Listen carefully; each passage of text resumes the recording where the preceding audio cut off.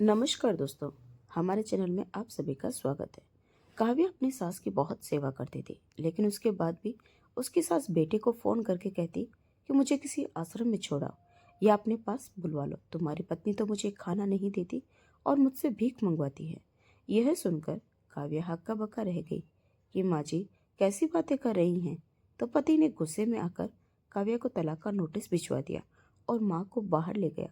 कुछ दिन बाद अरविंद का सारा बिजनेस बर्बाद हो गया और वह माँ को लेकर इंडिया आ गया।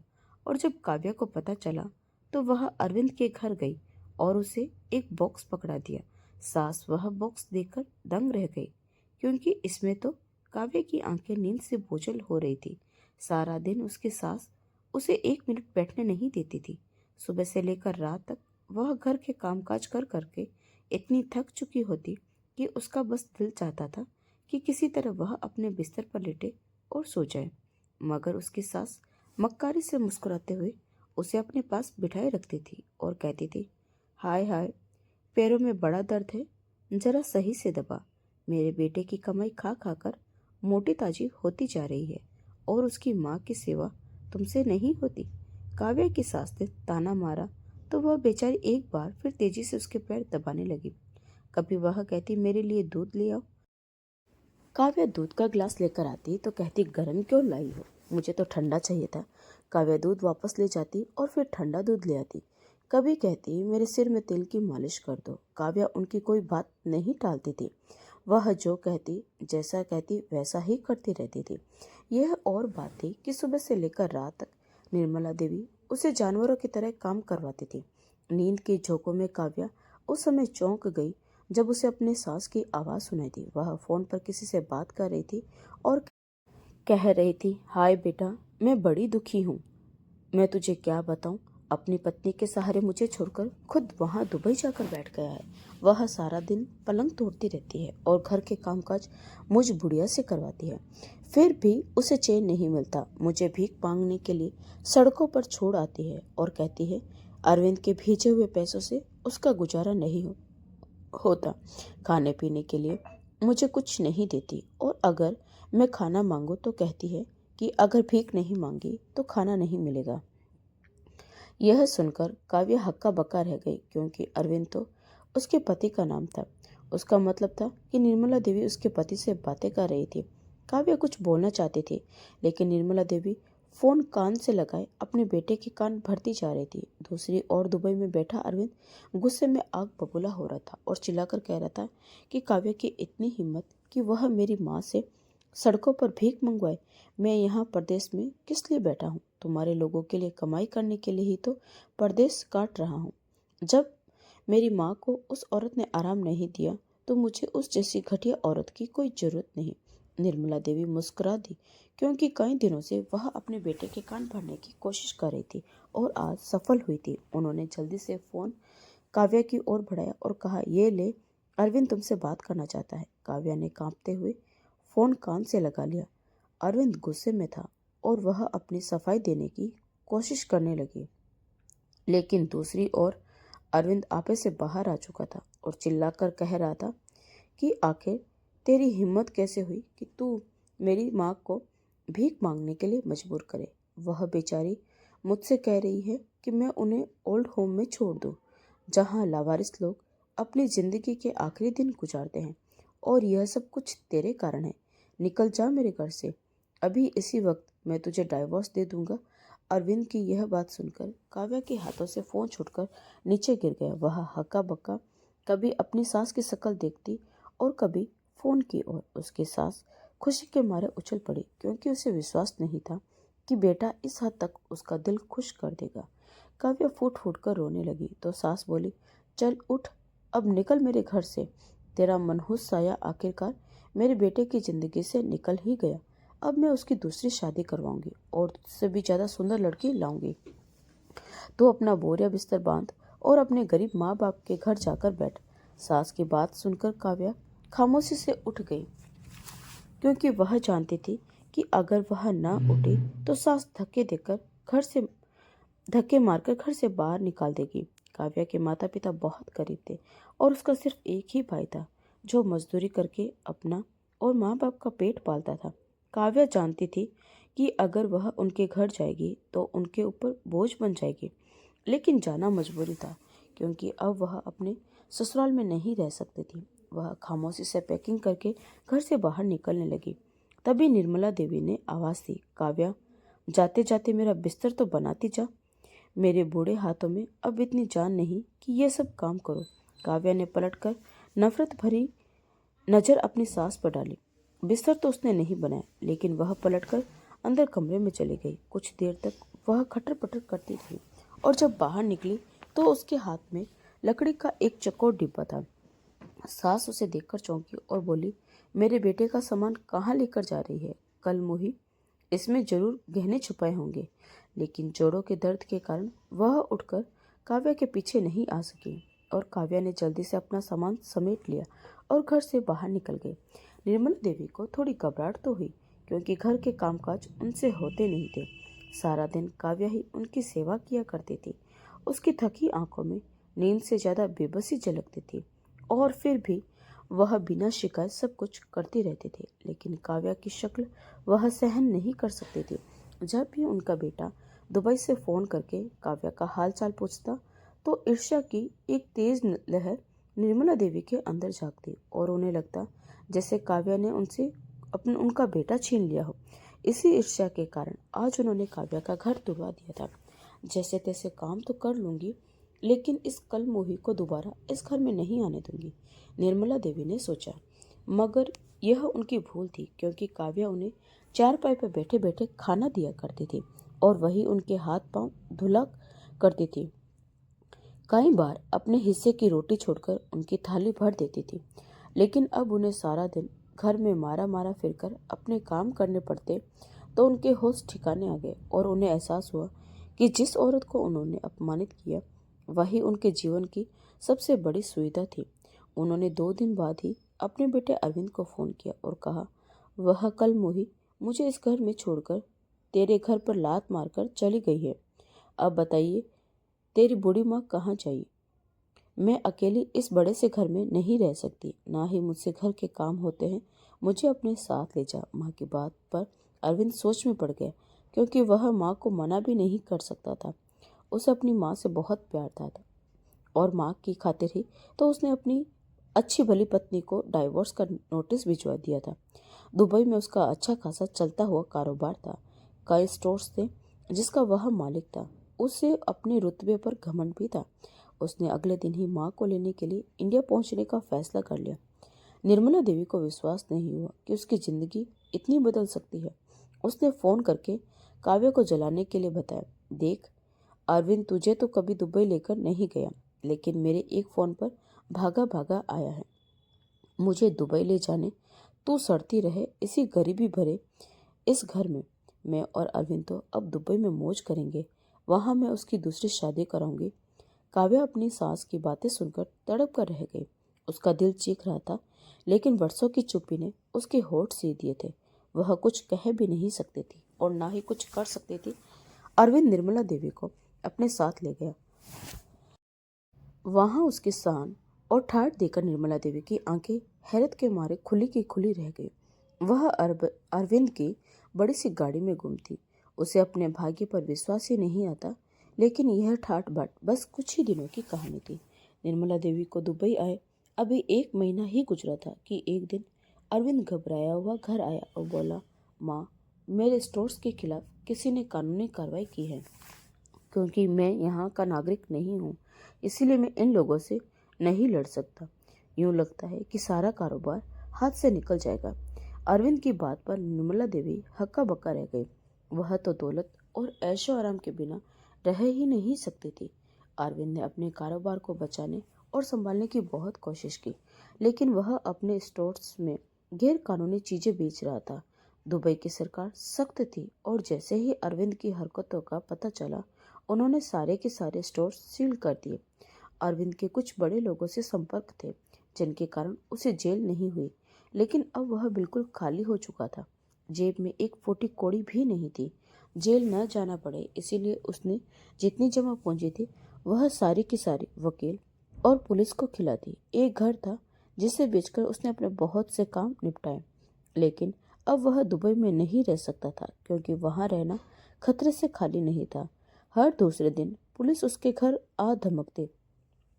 निर्मला देवी इन सब बातों से बुरी तरह डर गई थी। अब माँ हमेशा हमें वापस इंडिया जाना पड़ेगा, अरविंद ने कहा तो निर्मला देवी के चेहरे पर हवाएं उड़ने लगी।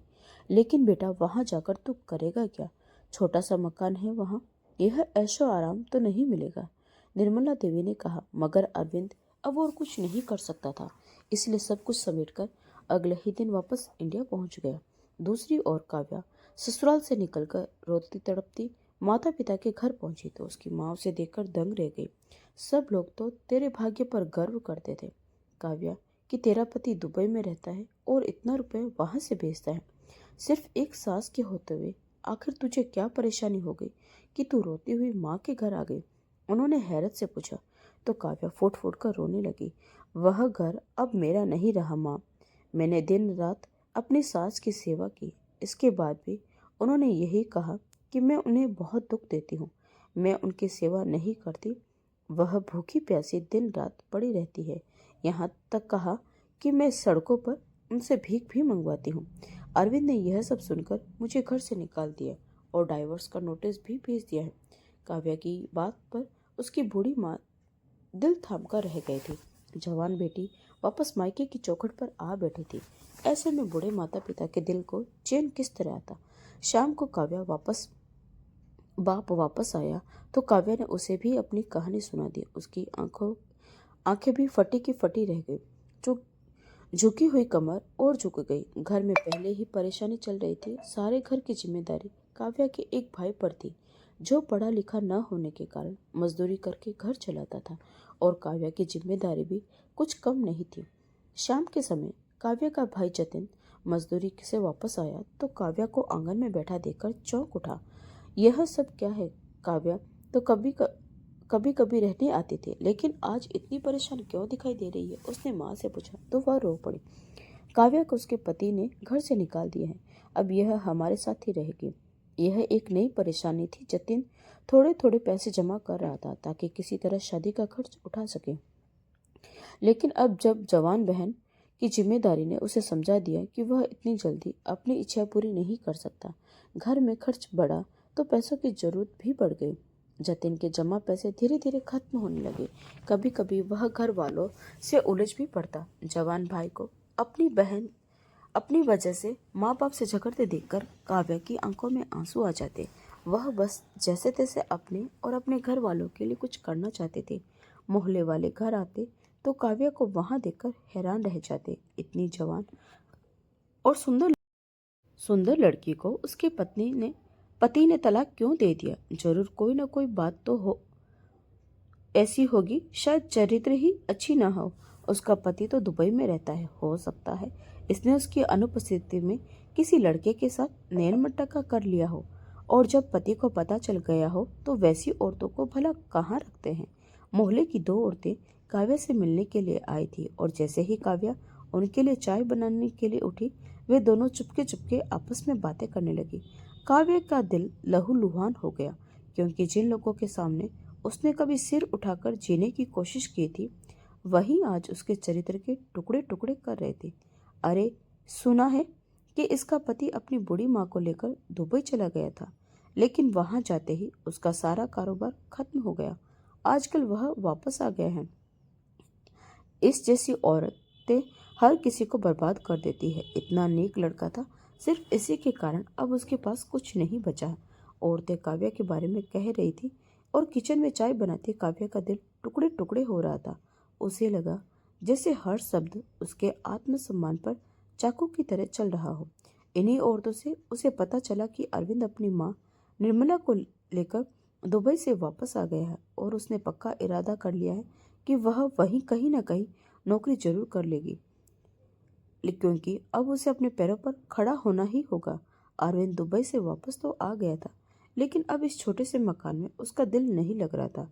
कारोबार कुछ था नहीं, और ना ही उसके पास इतनी शिक्षा थी कि वह यहाँ कोई और अच्छी नौकरी कर पाता। जमा पूंजी तो सारी दुबई में ही लग चुकी थी। वह उठते बैठते परेशान रहने लगा। जो थोड़े बहुत पैसे थे वे भी खर्च होने लगे। वह सारा दिन गलियों में जूते घिसता रहता और जब घर वापस आता और माँ से खाना मांगता तो वह आड़े तिरछे जवाब देने लगती। अरविंद तो बड़ी हैरत होती।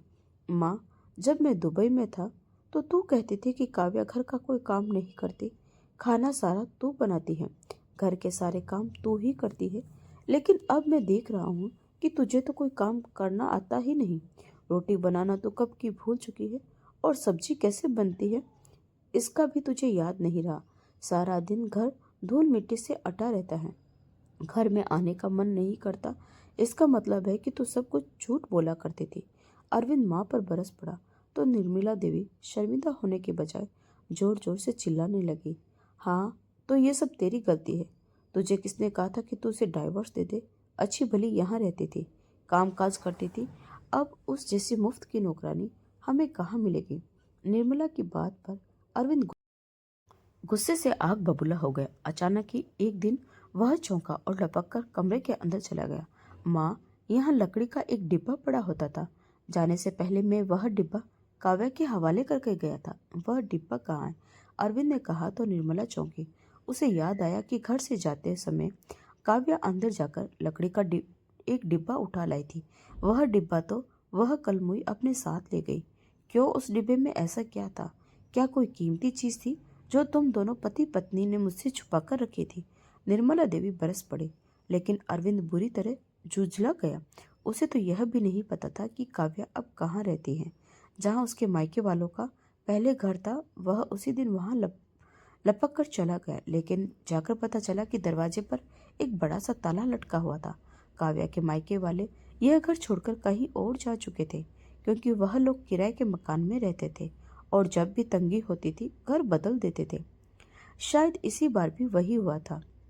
अरविंद सिर पीटता वह वापस लौट आया और घर आकर उस लकड़ी के डिब्बे की तलाश करने लगा, मगर निर्मला को कुछ पता नहीं था। नौकरी की तलाश में फिरते फिरते कई महीने गुजर चुके थे। जेब पूरी तरह खाली हो चुकी थी। अब तो यह हाल था कि पूरे दिन में एक समय की रोटी का इंतजाम करना भी मुश्किल हो गया था। थक हार कर उसने मजदूरी का रास्ता चुन लिया, लेकिन दुबई के आरामदेह जिंदगी के बाद अब वह मजदूरी का आदी नहीं रहा था। जहां भी जाता उसकी अकड़ और सुस्ती देखकर दूसरे ही दिन उसे थोड़े पैसे थमाकर भगा दिया जाता। अरविंद का मन करता कि वह फुट फुट कर रो पड़े। राजा जैसी जिंदगी से गिरकर वह भिखारियों में ही से भी बदतर हो चुका था, मगर उसे समझ नहीं आ रहा था कि यह सब क्यों हुआ। उसे बस यही लगता कि अगर किसी तरह वह लकड़ी का डिब्बा वापस मिल जाए तो उसके हालात बदल सकते हैं। उधर काव्या ने डाइवोर्स के बाद अपनी जिंदगी को थाम लिया। उसने मोहल्ले के सारे स्कूलों में नौकरी की जानकारी ली और किस्मत से एक बड़े स्कूल में टीचर के तौर पर भर्ती हो गई। वह होशियार भी थी और मेहनती भी। कुछ ही दिनों में उसने खुद को साबित कर दिया। स्कूल के मालिक ने उसे कहा कि आपके आने से बच्चों की संख्या बढ़ी है और पेरेंट्स भी खुश है। काव्या मुस्कुरा दी। स्कूल से मिलने वाली अच्छी सैलरी से घर के हालात सुधरने लगे। पहले भाई की मजदूरी से गुजारा मुश्किल होता था, लेकिन अब काव्या हर महीने माँ के हाथों में पैसे रखती तो वह उसे दुआएं देते नहीं थकती थी। फिर भी उन अच्छे हालातों के बीच काव्या का दिल अक्सर अनजाने डर से कांप उठता था। उसके कमरे में सामान के साथ लकड़ी का वही डिब्बा पड़ा था जिसे वह अरविंद के घर से उठा लाई थी। उस डिब्बे को देखते ही उसे अपना बीता हुआ ससुराल और अपमान से भरे दिन याद आ जाते थे और चेहरे की मुस्कान गायब हो जाती थी। एक दिन काव्या स्कूल पहुंची तो वहां सफाई कर्मियों की हड़ताल के कारण हालात खराब थे। उसने प्रिंसिपल को बताया कि उन्होंने कहा कि नए सफाई कर्मचारियों की व्यवस्था हो गई है। अगले दिन काव्या समय पर स्कूल पहुंची तो सामने सफाई करने वाला दिल लगाकर काम कर रहा था। उसकी पीठ काव्या की ओर थी। वह बूढ़ा नहीं बल्कि एक जवान आदमी था, लेकिन उसकी हालत बेहद खराब लग रही थी और उसे देखकर काव्या के मन में अनायासी टीस उठी। शायद यह भी किसी मजबूरी का मारा इंसान है, क्योंकि आम तौर पर तो ऐसे काम बूढ़े लोग ही करते हैं, क्योंकि उन्होंने अपनी जिंदगी गुजार ली होती है। लेकिन यह जवान आदमी ऐसा काम क्यों कर रहा है? शायद कोई बहुत ही मजबूर इंसान है, काव्या ने सोचा और पास से गुजरकर प्रिंसिपल के ऑफिस चली गई। ऑफिस से थोड़ी देर बाद जब वह बाहर निकली तो उसके चेहरे की रंगत उड़ चुकी थी। चेहरा पीला पड़ गया था और हाथ पांव कांप रहे थे। अंदर जो बात हुई थी उसने उसके होश उड़ा दिए थे, मगर सच्चाई यह थी कि वह उस बात के जवाब में कुछ बोल ही नहीं पाई थी। बाहर निकलते ही हैरत का उसे एक तेज झटका लगा। लंबे कॉरिडोर के आखिरी सिरे पर वही आदमी पोंछा लगा रहा था। काव्या को देखते ही उसने हाथ उठाकर कहा, मैडम सिर्फ 5 मिनट रुक जाइए, मैंने अभी अभी पोंछा लगाया है। मेरी सेहत ऐसी नहीं कि बार बार पोंछा लगा सकूं। अगर आप 2 मिनट रुक जाएंगी तो बड़ी मेहरबानी होगी। उस आदमी की बात पर काव्या का एक और जोरदार झटका लगा। वह हैरत से उसके चेहरे की ओर देखने लगी। चेहरा जाना पहचाना था, लेकिन यह वह तो नहीं था जिससे उसने काफी समय पहले देखा था। वह सफाई करने वाला कोई और नहीं बल्कि अरविंद था, उसका अपना पति जो दुबई में ठाठ से कारोबार किया करता था, लेकिन आज एक मामूली चपरासी की तरह स्कूल के फर्श पर पोछा लगा रहा था। काव्या हैरत का शिकार रह गई। वह काफी हद तक बदल चुके थे। शायद इसीलिए अरविंद ने उसे पहचाना नहीं था, या फिर गिरती सेहत के कारण उसकी नजर ही कमजोर हो चुकी थी। इसीलिए उसे पता ही नहीं चला कि उसके सामने से काव्या गुजर गई है। कांपते हाथों से काव्या समय से पहले ही छुट्टी लेकर घर वापस आ गई। वह दोबारा प्रिंसिपल के ऑफिस में नहीं गई। बड़ी परेशानी से अपने छोटे से घर में आकर वह टहलने लगी। बार बार उसकी नजर भटक कर उस लकड़ी के डिब्बे पर चली जाती जिसे वह अरविंद के घर से लाई थी। शायद वह उसे भूल भी जाती, लेकिन आज स्कूल में अरविंद को इतने खराब हालत में देखकर उसे वह लकड़ी का डिब्बा फिर से याद आ गया था। अरविंद को स्कूल में सफाई की नौकरी करते हुए कई दिन गुजर गए थे। सैलरी मिलने का समय पास था। इस नौकरी से वह खुश तो नहीं था, लेकिन इसके सिवा कमाई का कोई और रास्ता भी नजर नहीं आता था। निर्मला की चिक चिक से वह दिन रात मानसिक तनाव का शिकार रहता था। वह उसे 1 मिनट बैठने नहीं देती। सारा दिन खाने पीने की फरमाइश करती रहती। अक्सर स्कूल का काम खत्म करके आता तो घर के काम काज शुरू कर देता। अब उसे अच्छी तरह अंदाजा हो गया था कि उसकी माँ ने काव्या के बारे में जो कुछ भी कहा था वह सब झूठ था। वह अपने बेटे को भी टिककर 1 मिनट बैठने नहीं देती थी। फिर पराई बहू के साथ अच्छा व्यवहार कैसे करती? अरविंद को समझ नहीं आ रहा था कि जिंदगी किस मोड़ पर जा रही है। एक दिन उसकी तबीयत काफी खराब थी। उसने स्कूल से छुट्टी कर ली। सैलरी मिलने का समय पास था, लेकिन आज छुट्टी न करता तो काम भी नहीं कर पाता। इसीलिए खामोशी से चारपाई पर लेटा अपने भाग्य को कोस रहा था। तभी निर्मला चिल्लाई, कब तक यहाँ लेटा आंसू बहाता रहेगा? उठ और कुछ खाने को ला दे, मुझे भूख लगी है। तेरी जैसी औलाद तो भगवान किसी दुश्मन को भी ना दे। अरविंद न चाहते हुए भी उठ बैठा। उसे पता था कि माँ को खाने के लिए कुछ न कुछ लाकर न दिया तो वह चिल्लाती ही रहेगी। लेकिन इससे पहले कि वह बाहर निकलता, घर के खुले दरवाजे से कोई अंदर आया। उसे देखते ही अरविंद की आंखें फटे की फटी रह गई, क्योंकि वह कोई और नहीं बल्कि काव्या थी। लेकिन जिस काव्या को उसने तलाक देकर घर से निकाला था, वह उससे बिल्कुल अलग नजर आ रही थी। वह तो एक डरी सहमी सी लड़की थी जो दिन रात उसकी माँ की सेवा करती रहती थी। मगर यह लड़की तो कोई और ही थी। बस शक्ल काव्या जैसी थी। बहुत सुंदर मॉडर्न कपड़ों में पूरे कॉन्फिडेंस के साथ चलती हुई वह अरविंद के सामने आकर खड़ी हो गई। अरविंद हैरत से बोला, काव्या। काव्या मुस्कुरा रही थी और उसके हाथ में लकड़ी का वही डिब्बा था जिसे वह पिछले काफी समय से तलाश कर रहा था। यह डिब्बा तुम अपने साथ ले गई थी? उसने हैरत से पूछा। काव्या ने मुस्कुराते हुए सिर हिला दिया। हाँ, कोई ना कोई तोहफा तो यहाँ से लेकर जाना ही था। जब तुमने अपनी माँ के कहने पर बिना सोचे समझे मुझे घर से निकाल दिया था, तो मेरे पास यहाँ से जाने के लिए किराए के पैसे तक नहीं थे, और उसी समय यही लकड़ी का डिब्बा लेकर मैं चली गई थी। लेकिन अब समय आ गया है कि यह डिब्बा तुम्हें वापस कर दूं। काव्या की बात पर अरविंद हक्का बक्का रह गया। अंदर से निर्मला ने भी उसकी आवाज़ सुन ली थी और दौड़कर बाहर निकल आई थी। महंगे कपड़े और गहने पहनने खड़ी काव्या को देखकर वह अंदर तक जल भुन गए। काव्या ने हाथ में पकड़ा डिब्बा अरविंद के हवाले कर दिया। अरविंद ने हैरान होते हुए डिब्बा खोला। अंदर सोने के कई गहने और नोटों की कई गड्डियां पड़ी थी। उसकी आंखें फैल गई। ये सब क्या है? यह सब तो मुझे क्यों दे रही हो? उसने हैरत से पूछा। काव्या मुस्कुरा दी और बोली, दुबई जाने से पहले तुमने इस डिब्बे में कुछ रुपए डाले थे और कहा था कि हर महीने जो रुपए तुम भेजा करो वह इसी डिब्बे में डालती रहना। जो पैसे तुम भेजते थे वे तो तुम्हारी माँ रख लेती थी। इस डिब्बे के कुछ 1000 रुपए के अलावा मेरे पास और कोई कीमती चीज नहीं थी। जब तुमने मुझे घर से निकाला तो यह जाते समय मैं ये डिब्बा अपने साथ ले गई। जरूरत के उन दिनों में मैंने वह रुपए खर्च कर दिए। इस डिब्बे को देखकर मुझे हमेशा तुम लोगों की याद आती रही कि कैसे मेरी लाखों से सेवाओं के बाद भी तुम लोगों ने मुझे धक्के देकर घर से बाहर निकाल दिया। अब जबकि स्कूल का मालिक मुझसे शादी कर चुका है और अपनी आधी जायदाद मेरे नाम कर चुका है, तो मेरे पास रुपए, पैसे और गहनों की कोई कमी नहीं है। इसीलिए मैं ब्याज समेत वह सब वापस करने आई हूँ। काव्या की आवाज में गुस्सा और आत्मसम्मान दोनों थे। अर, अरविंद शर्मिंदगी से पसीने पसीने हो गया। दरवाजे पर खड़ी निर्मला भी हसरत से काव्या की ओर देख रही थी। खुद उसके कपड़े फटे पुराने थे। दिन रात खाने और पैसों को लेकर चिक चिक करती रहती थी। यह सब कुछ तो वह काव्या के लिए चाहती थी, लेकिन किस्मत ने पलटवार यही वार उसी पर कर दिया था। काव्या आज अपनी जिंदगी में खुश थी, अमीर थी और किसी भी चीज की कमी नहीं थी।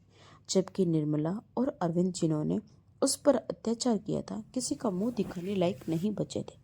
काव्या डिब्बा अरविंद के हाथ में थमाकर नफरत से उसे देखते हुए वापस चले गए। बाहर उसकी शानदार गाड़ी खड़ी थी। अरविंद ने डिब्बे में देखा। इतने रुपए जरूर थे कि वह एक छोटी मोटी दुकान खोल सकता था, और उसे पहली बार एहसास हुआ कि काव्या को छोड़कर उसने अपनी जिंदगी की सबसे बड़ी गलती की थी। अब सवाल यह है कि अगर आप काव्या की जगह होते तो क्या आप भी अतीत की चोटों से ऊपर उठकर वही रास्ता चुनते, या फिर अरविंद और निर्मला को उनके हाल पर छोड़ देते? तो दोस्तों, आपको यह कहानी कैसी लगी कमेंट करके ज़रूर बताएं। और अगर कहानी अच्छी लगी हो तो प्लीज़ वीडियो को लाइक, शेयर और सब्सक्राइब जरूर करें। तो मिलते हैं एक और नई कहानी के साथ। तब तक के लिए आपका बहुत बहुत धन्यवाद।